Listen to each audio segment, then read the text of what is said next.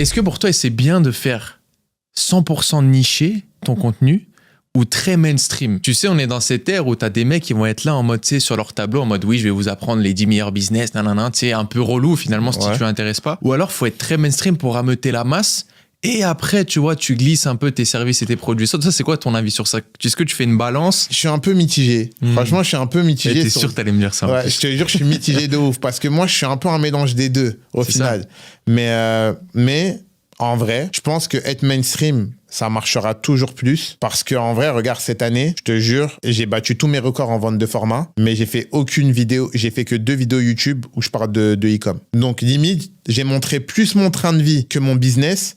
Et on dirait que ça a suscité de la curiosité et ça a vendu plus mon business. Ok. Tu vois ce que je veux dire? C'est palpable. Alors que d'habitude, l'année précédente, je faisais une vidéo par semaine full e-commerce et je faisais pas des chiffres que je fais cette année. Donc même moi, je suis un peu mitigé aussi. Je me dis, j'ai peut-être l'impression que être plus mainstream, ça, c'est quand même plus intéressant. Mais je pense être mainstream, mais toujours avec une ligne directrice. Ouais. Genre, je vais dire, par exemple, je fais du contenu mainstream, je fais des vlogs, etc. Mais c'est toujours tourné autour du fait de je suis Marcus et je suis millionnaire. Donc derrière, tu veux savoir comment je suis millionnaire. Exactement, il y a un sens. Il y a une ligne conductrice. Exactement. Donc, je pense que tu dois être mainstream, mais tout en gardant une ligne directrice. Je te donne un exemple. Genre, ça m'apporterait à rien dans mon business de faire un smash au pass. Ouais. Tu vois? Pourtant, c'est mainstream. T'as voulu le faire. Hein. Ouais. Tu y as pensé. J'y ai pensé, bien sûr. J'y ai pensé. Je me suis dit, waouh, je vais faire 500 000 vues.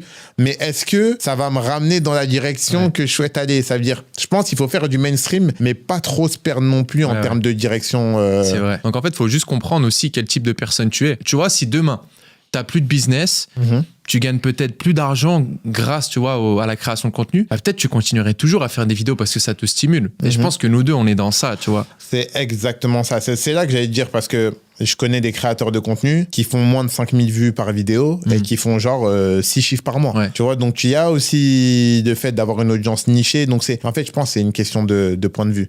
Moi, j'adore ce truc d'avoir de l'influence, d'avoir une grosse communauté, de la notoriété, savoir que tu motives des gens. En fait, être une figure, entre guillemets, pas une figure d'autorité, mais vraiment être un référent pour les gens, moi, ça me plaît. Honnêtement, même si demain, tu me dirais, tu pourrais faire 2 fois plus d'argent en faisant 3 fois moins de vues, je prendrais pas. Tu garderais les vues? Je garderais des vues parce que j'aime bien, en fait, ce truc d'avoir une communauté. Et même, genre, quand tu rentres en France, les gens qui viennent, qui te checkent, qui disent, ah, Marcus, tes vidéos, elles me motivent. C'est clair. Tu m'aides à vouloir plus. La dernière fois, il y a un mec qui me dit, grâce à toi, j'ai arrêté de fumer. C'est une dinguerie. Tout con, mais ça a un impact plus que le business. Tu vois, c'est là, maintenant, tu as eu un impact sur son hygiène de vie. La dernière fois, tu as un mec qui me dit, ah, Marcus, j'ai vu que tu t'es converti et je sais pas, ça m'a donné aussi envie de me renseigner sur la religion. Tu dis, waouh. Genre, tu dis, putain, en fait, tu as un impact qui va au-delà du business. Donc, moi, honnêtement, oui, c'est bien de faire des sous.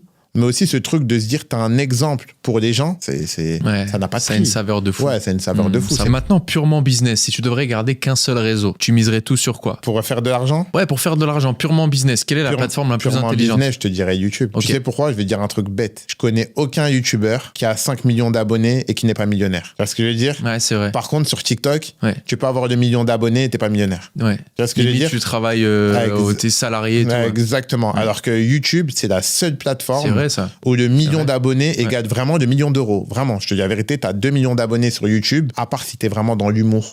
Plus. Mais normalement, si tu as 1 million d'abonnés sur YouTube, tu es un millionnaire ou tu es un millionnaire en devenir dans les 1 ou 2 ans. Ouais, parce qu'avec 1 million d'abonnés, déjà, bon, tout dépend du nombre de vues que tu fais, mais en monétisation, tu dois faire au moins 20-25 000 par mois.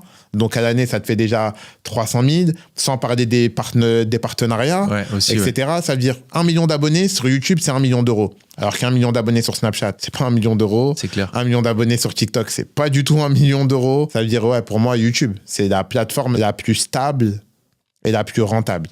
De fou. Mais c'est dur, hein?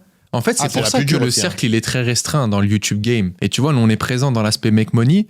Mais pour moi, tout le monde dort. Je sais pas si tu l'as vu, on va pas donner des noms, mais il y a des acteurs, ils viennent sur le marché et ils repartent, en fait, ils font plus de vidéos. Tu sens qu'en fait, il y a une baisse ou tu sais, c'est très dur. C'est juste d'être résilient, de poster chaque semaine.